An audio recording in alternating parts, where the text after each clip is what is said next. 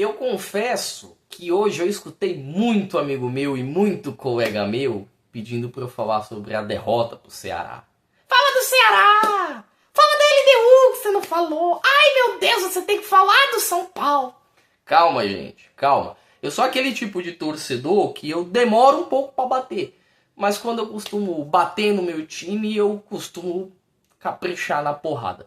Vamos falar um pouquinho desse clube que infelizmente já não lembra mais em nada o que foi o Real São Paulo, o que foi o São Paulo de Porfírio da Paz, o que foi o São Paulo de Muricy Ramalho, o que foi o São Paulo de Rubens Minelli, de Mestre Tele Santana, que Deus o tenha, de Mestre Cilinho, de Pedro Rocha, de tantos nomes que florearam, floreiam e trazem à tona a rica história desse clube, que mal é centenário e carrega tanto peso ostentado no seu escudo.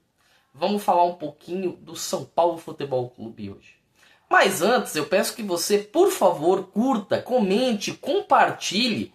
Você que não é inscrito, se inscreva no canal. Você que já é inscrito, leve o canal, leve o conteúdo para os seus amigos, para os seus colegas. Toque no sininho das notificações para realmente receber o conteúdo sempre que eu postar, tá bom? Já falei demais, já me alonguei demais, mas antes eu vou deixar um recado aqui para vocês. Quem quiser ver palavrão, quem quiser ver xingamento, quem quiser ver gritaria, já fecha o vídeo, porque tem outros canais como Barou, Jova, entre outros, tá? O meu tipo de conteúdo não é esse. Você que espera que eu ganhe hype gritando e arrumando confusão, berrando e gerando caos, esse não é o tipo de conteúdo que eu me presto a fazer, que eu me presto a trazer para vocês. Quem espera isso, que pena. Vamos falar de São Paulo porque ontem, no jogo pós-Libertadores, na ressaca da Libertadores, o São Paulo perdeu de 1-0 para o Ceará. Né? Gol do Motora, Pedro Henrique, motorista. O São Paulo não jogou bem, não pretendo nem falar muito do jogo, né? A única menção que eu vou fazer ao jogo é que realmente tudo que tinha para dar errado ontem deu errado. O Tolói chegou, não tem 10 jogos, já se machucou. O Lucas entrou e você vê que ele está segurando o pé porque ele está com medo de se machucar. O Luciano não está conseguindo acertar nada. O Ferreira tenta e não acerta. E quando a bola acaba espirrando, né, um erro que nem é da zaga, a bola desvia, acaba sobrando, sobra para o jogador deles na cara do gol, a bola entra. É o famoso jogo que tudo deu errado. Eu pretendia falar do São Paulo hoje, mas eu não pretendia falar do resultado do jogo, porque o resultado do jogo, dentre tantas coisas ruins que vem acontecendo no São Paulo, é o que menos me importa, é o que menos me preocupa. Ontem foi um dia regado de protestos, né? A Independente ela resolveu protestar contra a atual diretoria. Houveram protestos contra Chapecó, contra Rui Costa, contra Casares, né, em tom uníssono, tom maior, protestos contra o Belmonte, protestos contra a diretoria do São Paulo, né, contra essa turma maravilhosa que fica lá e vai destruindo aos poucos o clube. Então, ali perto, no entorno do Morumbi, o protesto começou cedo. Você via placas do Belmonte como Boca de Farofa, placas do Casares como Pavão, vai embora Boca de Farofa, que são os vulgos, né, os famosos apelidos que ambos são reconhecidos, né, pela torcida do São Paulo. Se são apelidos de bom ou de mau tom, deixo para quem me acompanha dizer nos comentários depois, tá? Não vou tomar partido quanto a isso.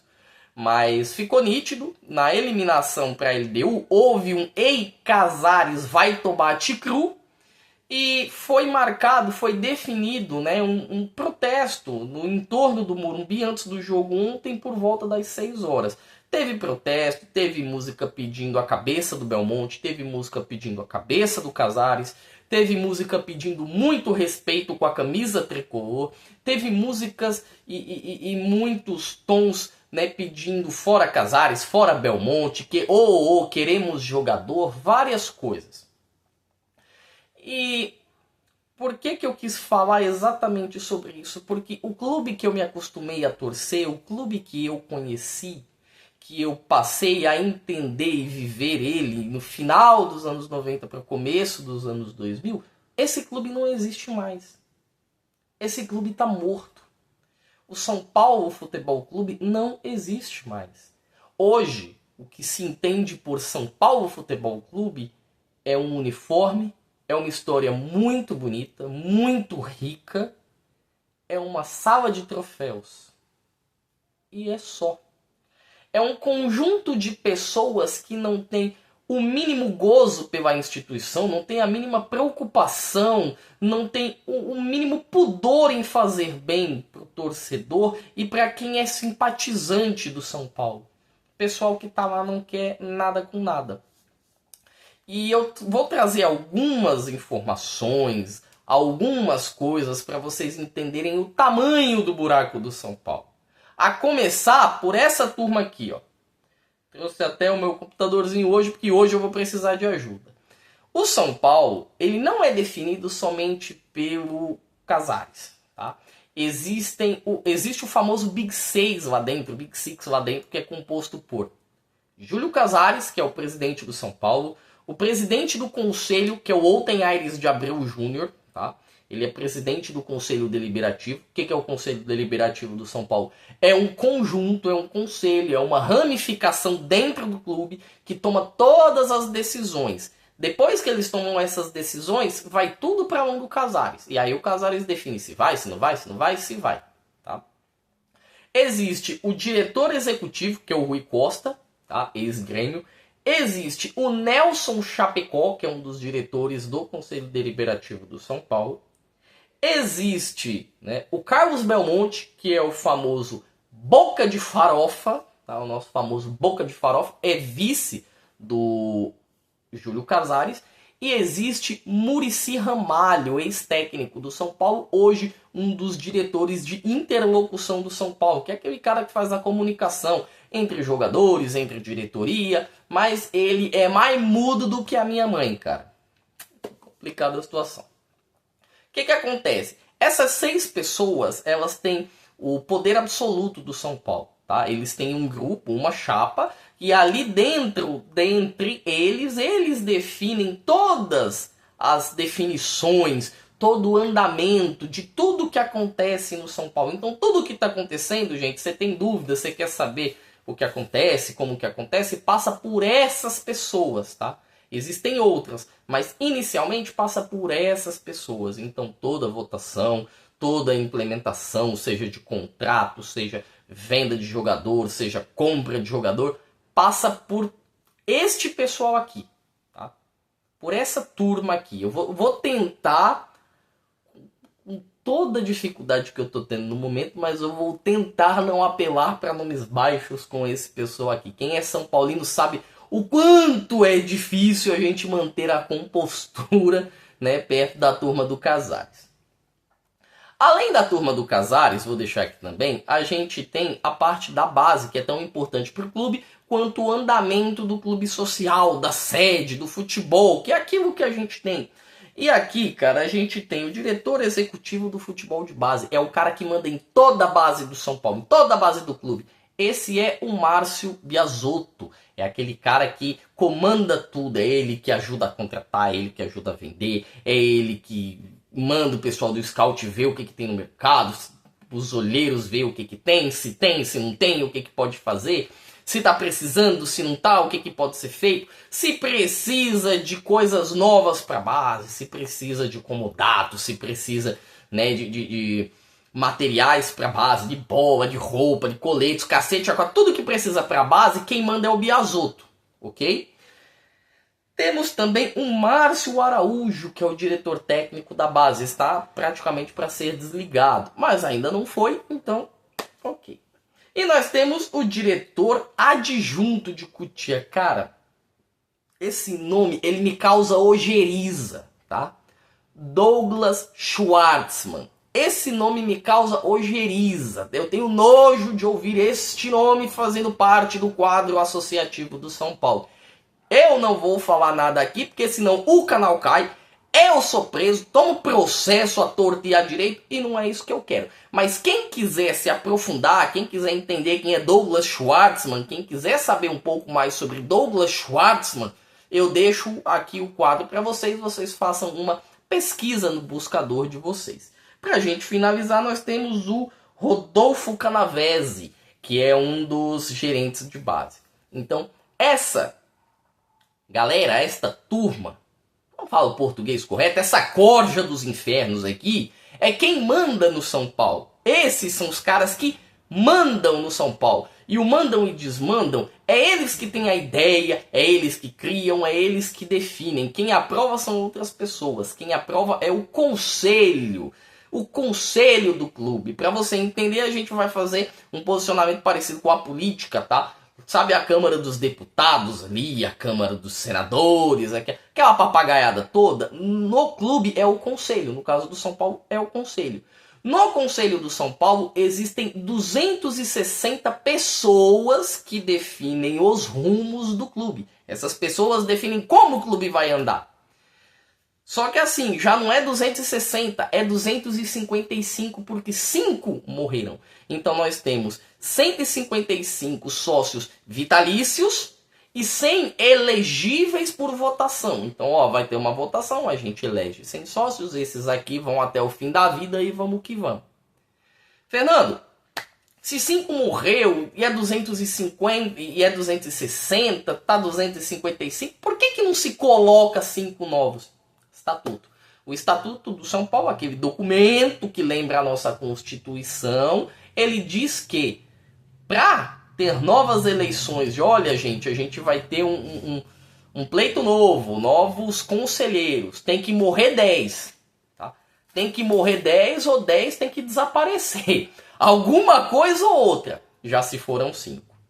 Ou seja, 5 posições que não definem em nada. Para você ter um entendimento, tá? Para qualquer eleição, para qualquer votação, para qualquer decisão que aconteça dentro do clube, você precisa no São Paulo de 128 posições. E aí, a gente para, pensa e começa a tentar entender por que o São Paulo está nessa íngua que está. Porque todas as decisões que afetam direta e indiretamente 17 milhões de pessoas que a torcida do São Paulo, elegida em último censo, né, nas últimas métricas de pesquisa, são decididas por 128 pessoas. O São Paulo é um feudo. Tá? Para quem estuda história, o São Paulo é um feudo. É um conjunto de pessoas que definem o andamento de tudo que acontece ali. É aquele feudo, aquele grupinho ali, tá? É simplesmente aquela galera que vai definir tudo. E aí, eu trouxe algumas informações para vocês terem noção do quão ruim, do quão negativa anda a situação do feudo denominado São Paulo Futebol Clube. Tá? Vamos começar com as receitas do clube. Porque o São Paulo do Casares, e aí eu vou falar do São Paulo do Casares. O São Paulo do Casares, ele tem 400 milhões de arrecadação em 2021, que é o primeiro ano do Casares. Tá? O Casares assume em meados de janeiro de 2021, ele tem 400 milhões de arrecadação. Em 2022, estou deixando aqui para vocês verem, são 530 milhões de arrecadação.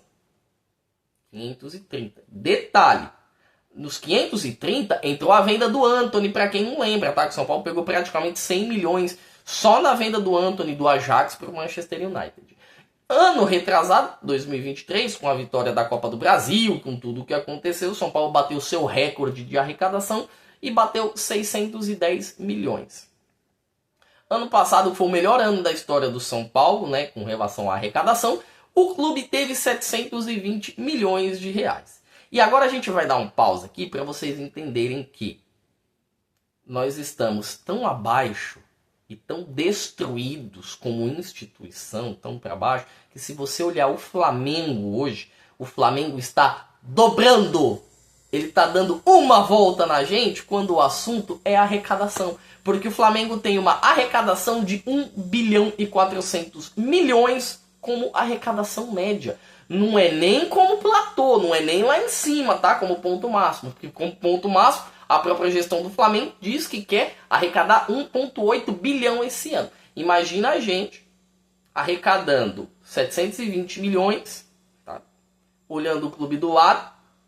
Clube do lado esse que o torcedor acredita piamente que a gente consegue lutar e medir forças contra ele, sendo que ele tem o dobro da nossa arrecadação. Isso que eu tô falando só de arrecadação. Aí a gente já terminou de falar de arrecadação, ninguém quer saber das arrecadações, a gente vai para uma coisa chamada dívida. Essa parte aqui eu vou deixar aqui do lado para vocês acompanharem de novo, que o feudo do senhor Casares, né? Esse senhor maravilhoso que é a mão sexual, onde ele bota a mão fode literalmente, tá? Ele começa, vou até fazer o acompanhamento dos gráficos aqui. Ele começa o São Paulo em 2021 com uma dívida de 574 milhões e 900 mil reais, tá? Essa é a dívida base para você São Paulino, para você torcedor entender o que está acontecendo. Aí em 2022 essa dívida aumenta um pouquinho. Ela vai para 586 milhões e meio. Um endividamento de 11 milhões. Em 2023, que é o ano da Copa do Brasil, que a gente não vende ubeiradas, papagaiada que o Casares falou, Caio Paulista, o endividamento do São Paulo bate 666,7 milhões. Não era uma coisa perfeita, tá? Mas nossa, como eu queria voltar para os 600 milhões. Aí vem a pancada. Aí vem o ano de 2024.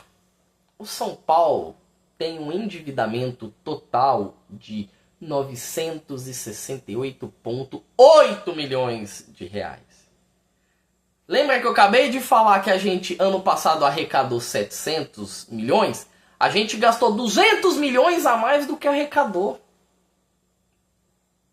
E aí a gente precisa da ajuda do nosso comandante, né, do Júlio Casares, denominado como o Pavão São Paulino. Ele some, ele não aparece, ele não dá as caras, ele não dá uma entrevista, ele não fala nada, e aí a gente fica a Deus dará. A próxima grafia é um pouquinho diferente. Eu falei de endividamento, agora eu vou falar de déficit e superávit para você ter uma noção. Tá? Todas as informações, para quem for me perguntar, tá? Quem quiser entrar em contato, eu trago as informações para vocês, eu deixo os gráficos também. Todas as informações estão no site institucional do São Paulo e na CVM, que é a Comissão de Valores Mobiliários. Tá? Então, para quem quiser procurar por fora, é só ir lá. Eu simplesmente peguei os dados e transformei eles em gráficos para vocês entenderem de maneira mais salutar, mais fácil. Então, vamos deixar o endividamento de lado e vamos falar de déficit. E falando de déficit, primeiro ano do Casares, 2021, o Casares teve 146 milhões de reais de déficit. Ou seja, ele gastou 146 milhões a mais do que arrecadou. Lembra do ano da venda do Antony que eu falei? 2022, vendeu o Antony, vendeu o Casimiro, pipipi, popopó. Nesse ano que 100 milhões entrou só do Antony, fora o resto das vendas, o São Paulo fechou no verde. Fechou no verde, né? Era para ser no azul, mas tudo bem. São Paulo fechou 37,4 milhões no verde. No ano de 2023, o ano que a gente ganhou a Copa do Brasil, São Paulo fechou 62,2 milhões no vermelho. Tá?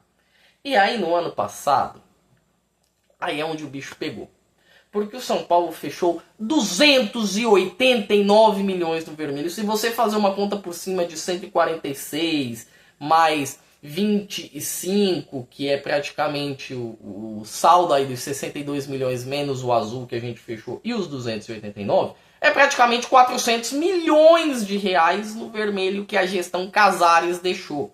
Cara, isso é gestão temerária. No Corinthians o Augusto Melo rodou por conta disso. E no São Paulo não vai rodar ninguém por conta disso, porque o São Paulo, como eu falei no início do vídeo, é um clube morto, não tem oposição, não tem ninguém, não tem porra nenhuma. Porque se fosse um clube sério, o Casares tinha rodado. o Casares tinha sofrido impeachment. Isso é gestão temerária. E além disso, tá? Além disso, é algo muito grave, porque não tem ninguém que gere esse poder, que consiga tirar o poder do Casares, porque você olha, tá? Quem acompanha o São Paulo há mais de 20 anos vai saber o que eu vou dizer. O São Paulo não tem oposição há pelo menos 20 anos. Não tem. A última vez que eu vi uma oposição boa e forte no São Paulo, com dois grupos brigando por algo, era em 2005, quando o São Paulo foi campeão mundial, porque você tinha o Marcelo Portugal Gouveia de um lado, o diretor dele, né, o Marcelo Portugal Gouveia trouxe para ser o seu sucessor, era o Juvenal Juvencio de um lado, tinha o pessoal do Fernando Casal Del Rey do outro lado, do Pimenta Neves também, e aí você tinha duas boas gestões, você fala, puta, mano, São Paulo ganhou algo na mão do MPG e o Juvenal é um cara que tem visão. Do outro lado você tinha, na época do Pimenta, o São Paulo e do Fernando Casal Del Rey, muita coisa boa aconteceu. O São Paulo foi a máquina mundial. Então ali tinha algo. Quando o Juvenal se assume em 2006, o negócio desanda. O negócio para, o negócio morre. E o São Paulo até que vai bem, só que deixa de ter opositores. Fica formado um grupo muito forte com Carlos Augusto Barros e Silva, com o Mac, que todo mundo hoje tá... Aí porque eu quero o Mac na oposição, eu quero o Mac na oposição. O Mac era situação, Marco Aurélio Cunha era situação, tá? Vamos deixar isso bem claro. Antes de sair do futebol do São Paulo e rodar por Avaí, Figueirense e agora na Band quando ele está lá, e eu sou um fãzaço do Mac, porque senão vão achar que eu tô batendo no cara, o Mac era situação, era da turma do Juvenal. Quando sai o Juvenal do primeiro mandato, ele tem um primeiro mandato ótimo, costumo dizer que ele é o nosso André Sanches, o segundo mandato é medonho, ele não ganha nada, ele aumenta a nossa dívida, ele compra briga lá com a Arena Quimicão, porque a abertura era para ser no Morumbi, depois passa a ser na Arena Corinthians, e se cria a Arena Corinthians, o Morumbi perde a guerra, fica um pouco obsoleto, e aí nada. Ele rasga o estatuto para se perpetuar no poder, para ficar mais de um mandato no poder, e depois vem quem?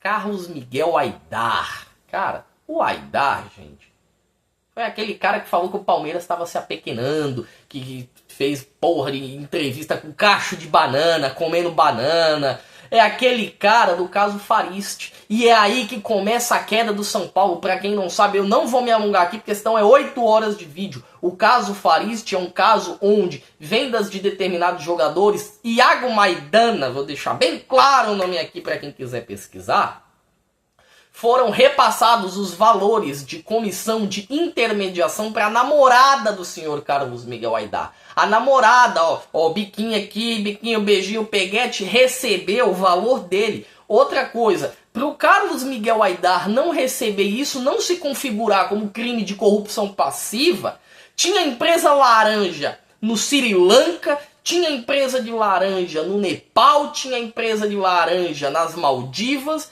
e depois que foram descobrir, esse mesmo Carlos Miguel Aidar que saiu na mão e levou porrada do senhor Ataíde Gil Guerreiro, para quem não lembra também. Época aquela que tinha, além do Ataíde Gil Guerreiro, o Adalberto Batista, que se tornou um dos donos da SAF do Botafogo de Ribeirão Preto, principalmente o Vinícius Pinotti, que está até hoje pagando churrasco pra galera para ver se vira presidente do São Paulo na oposição.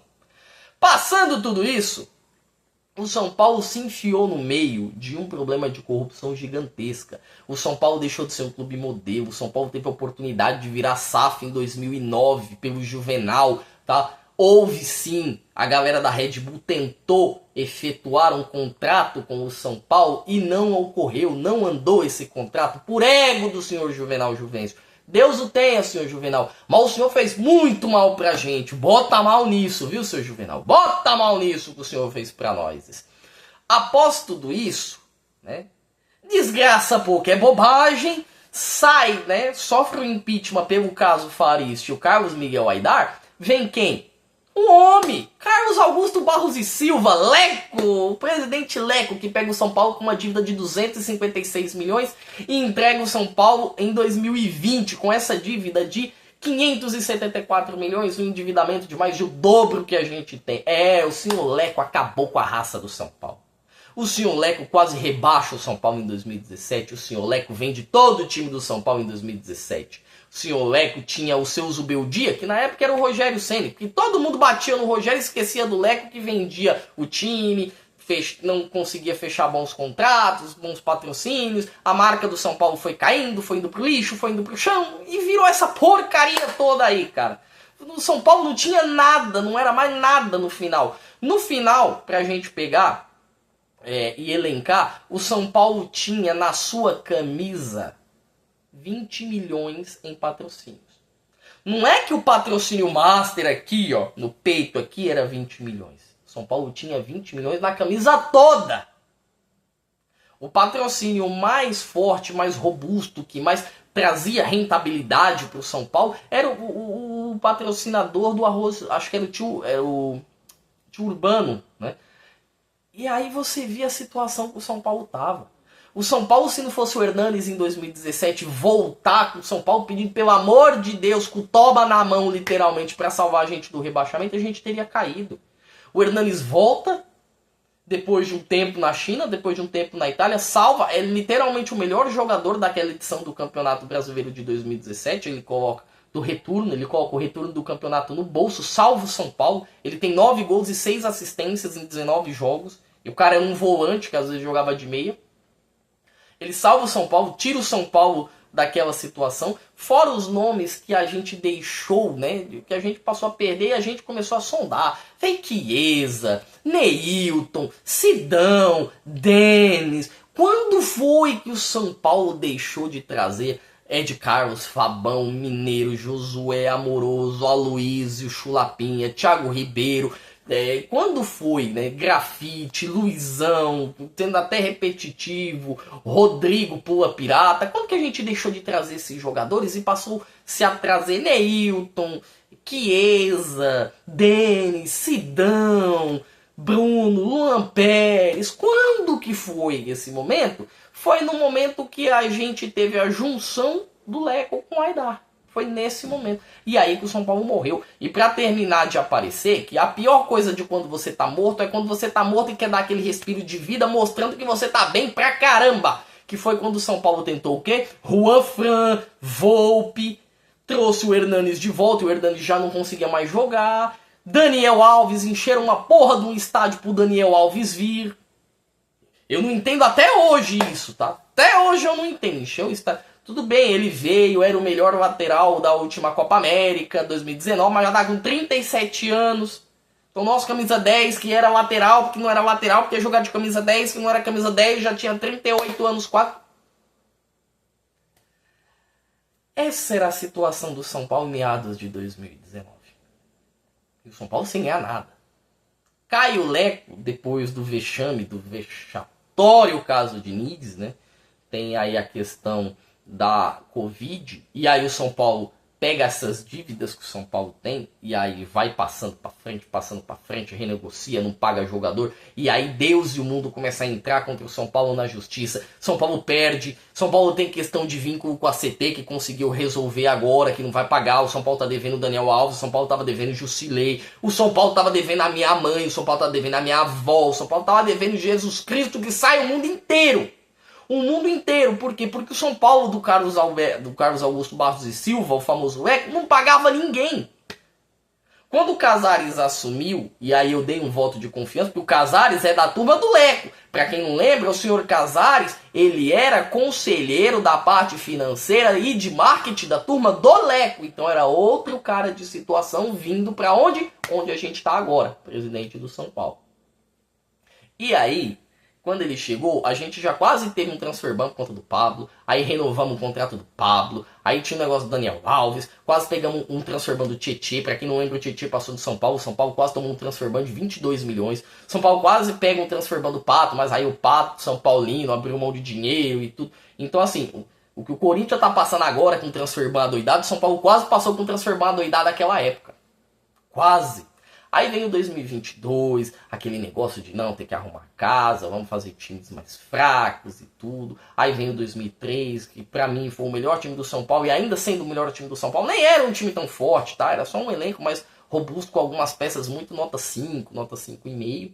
A gente ganha uma Copa do Brasil, tem o Paulista que a gente ganhou na era Casares. Aí vem aquele papo, aquele bafafá que eu trouxe o torcedor de volta pro estádio. E vamos ser sinceros, porque o São Paulo ganhou em 2021 aquela porcaria daquele Campeonato Paulista, porque o Palmeiras estava em preparação pro Mundial e não tava nem aí pro Paulista. Tanto é que o Palmeiras começou a botar gente mesmo para aquele Campeonato Paulista nas quartas de final, quando quase rodou pro Bragantino. Bragantino do Arthur na época e do Claudinho. Quase rodou. Passou, só Deus sabendo como passou, mas passou. Em 2023, a gente passa pelo Palmeiras. Realmente, o Palmeiras não estava num enorme momento. O Palmeiras teve um momento aí que entre o primeiro jogo e o segundo jogo, o Palmeiras teve algumas sequências ali que envolveram 4 a 5 jogos sem vitórias, né?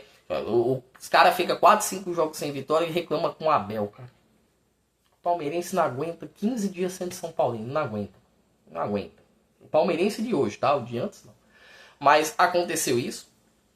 E aí, a gente tem o Corinthians. Todo mundo sabia como estava o Corinthians. É que o Corinthians era o bicho-papão do São Paulo, mas aquele Corinthians não botava medo em ninguém. Aí a gente pega um Flamengo que era o Flamengo do São Paulo e também todo mundo sabe o que tinha acontecido. Era pancada no Gerson, pancada no Varela, pancada no Pedro, soco na cara, vira isso e aquilo. E hoje a gente tá com essa dívida. Aí a gente teve ano passado abrindo vários problemas e problematizações o FDIC do São Paulo, né, que é a questão dos bancos, a dívida dos bancos, que deixa de ser de banco e passa a ser de um grupo, e o São Paulo passa a pagar esse grupo e não pagar os bancos, e aí os juros desse grupo é mais baixo, mas ainda é um juros alto para o São Paulo. O São Paulo tem que ficar pagando uma quantia que está acima do que ele consegue pagar. E o São Paulo tem que dar seu jeito. Tem que dar seu jeito. Subiu a dívida até o telhado, tem que dar seu jeito de pagar. Agora tem a questão do FIP. E graças a Deus o São Paulo me roda na Libertadores. Porque a questão do FIP, ela não pode passar. O São Paulo não pode ceder a base. Ah, Fernando, falou mais cedo que não estava vendendo a base. Não, o São Paulo não está vendendo a base. Só que é um acordo, é um contrato que para o São Paulo é apenas adianto de grana. E para você adiantar grana, ok, tá? Ok. Eu acho que não vale a pena você adiantar grana via empréstimo. Porque os juros, o ônero é muito maior. Mas também fazer negócio assim, cara, entendeu? Fazer negócio, vender a sua mãe por um pão com tapioca também não é o mais correto. Nessa base, a gestão Casares, ela saiu de ruim para péssima e de péssima para medonha. O Casares está conseguindo fazer coisas que nem o Leco, no auge da sua iniquidade como pessoa e como presidente, conseguia fazer. Passado tudo isso, eu acho que vem a pá de cal, e aí é uma pá de cal que eu nunca defendi, que é a torcida virar as costas pro time. Vem o Crespo, o time tava pra cair com os Beldia, tem uma sequência de 5 vitórias que só Jesus Cristo consegue explicar, como o São Paulo emenda 5 jogos sem perder. Eu não consigo explicar. Tá?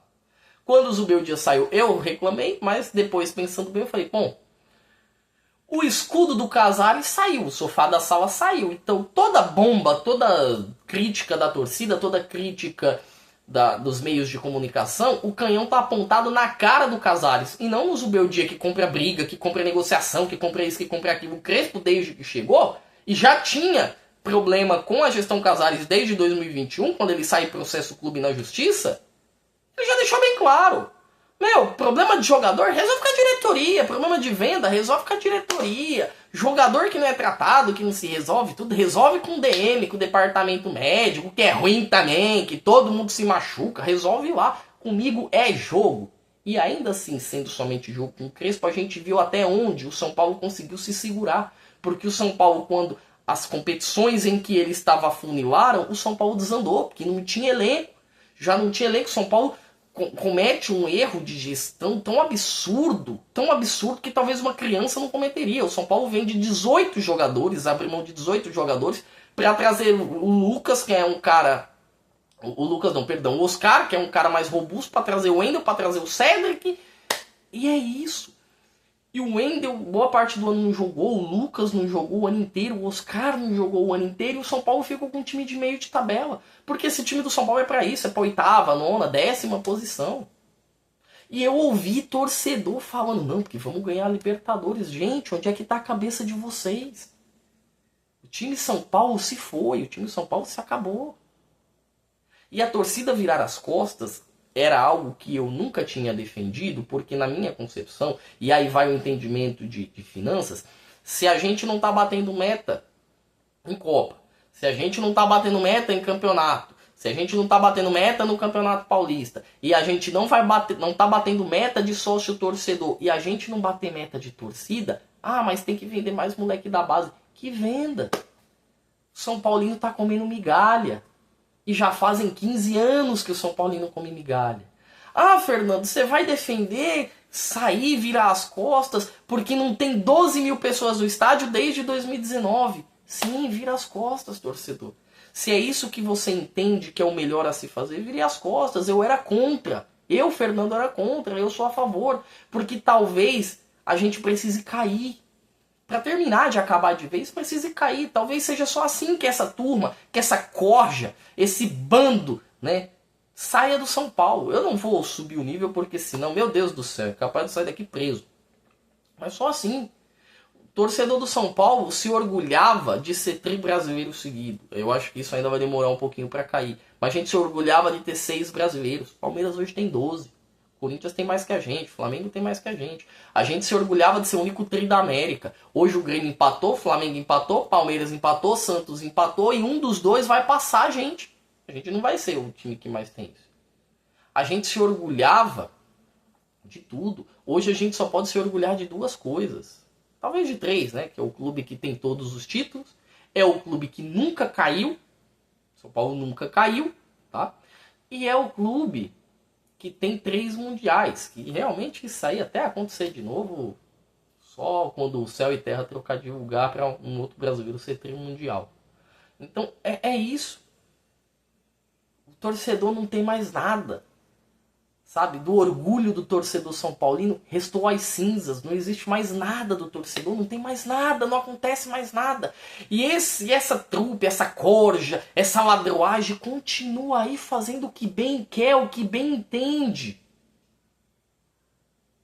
Com muita dor no coração, gente. Eu sou um São Paulino que eu não sou o perfil mais torcedor do mundo, eu sou mais analítico do que torcedor, mas não significa que eu não torça, que eu não sinta dor de ver o meu time ser humilhado ano sim, ano também, porque todo ano a gente é humilhado, apanha de time de segunda divisão, apanha de time de terceira divisão, traz times que nunca sequer saíram do seu país para uma competição internacional, apanha para esses times. Apanha para time que nunca jogou na Libertadores. Apanha para time que é montado por galera do Uber, como foi no caso do Mirassol em 2020. O que virou o São Paulo? O que virou o São Paulo? O São Paulo é um ex-clube grande. O São Paulo morreu, tá morto. Deixe os seus comentários aqui. Eu quero saber o que cada um de você pensa. O que o São Paulo tem que fazer? Porque para mim, tá começando a ficar nítida uma visão diferente. Que talvez SAF não resolva. E que talvez o São Paulo tenha que decair ainda mais para uma Série B, para uma Série C, para esses ratos, para essa corja imunda sair do clube. Para ter uma mudança de estatuto. Tem que ter diretas já no São Paulo. O sócio tem que ter poder no São Paulo. O torcedor que paga tem que ter poder no São Paulo. Você que é torcedor, eu nunca diria isso, talvez até 5, 6 meses atrás. Você que é torcedor, deixe de comprar camisas originais, oficiais do seu time. Deixe de ir no estádio. Tá? Vai no arredor do estádio, bate um tambor, faz um protesto. Mas larga, começa a largar. Porque uma hora, sabe por que o FIP tá para passar? Por que o FIDIC tá para passar? Porque esses caras, eles já roubaram tanto, já meteram a mão em tanto, que eles já não tem mais o que fazer. Eles já não tem mais o que fazer. Tá tipo assim, gente, não tem mais de onde meter a mão, não tem mais de onde tirar, não tá cantando. O cofre dos caras não tá cantando. Ou faz, ou faz. E precisa disso aqui. Precisa disso aqui. Torcedor, não é berrando em rede social que você vai afastar o Casares, vai afastar o Belmonte. Belmonte é outro também que nem do São Paulo vai sair, tá? Porque o Belmonte é o Rubão do Casares, que é o nosso Augusto Melo. O Belmonte que arrumou voto pro Casares, o Belmonte que ajustou a reeleição do Casares. Não é chamando ele de boca de farofa, que eu costumo falar, chamando o Casares de pavão que eles irão sair. É protestando, é virando as costas, é deixando o clube de lado. Com dor no coração. Com dor no coração. Porque eu acho que o torcedor que deixa o clube de lado, eu achava, era menos torcedor. Ele não é. Só tem uma hora que ninguém aguenta mais. O torcedor não aguenta mais. Essa vai pro torcedor São Paulino. Quem viu o São Paulo grande, viu. Quem não viu, talvez não vá ver mais. Deixe seus comentários aqui, fala o que você achou depois desse monólogo, 8 dias falando. Isso que eu pretendia fazer um vídeo rápido, né? Isso que pretendia. Monólogo de 8 dias aqui. Deixe seus comentários. Você que é São Paulino, fala o que você acha, o que você pensa, o que você sente. Você que não é São Paulino, vai para aquele lugar. Brincadeira, você que não é São Paulino, brinca, tira onda, tripudia. O mundo é disso hoje também. Mas não se esqueça, curta, compartilhe, se inscreva no canal, comente, dê aquela ajuda pra gente chegar nos 300 inscritos, tá bom? Porque por hoje, gente, já chega. Eu me despeço e eu fui.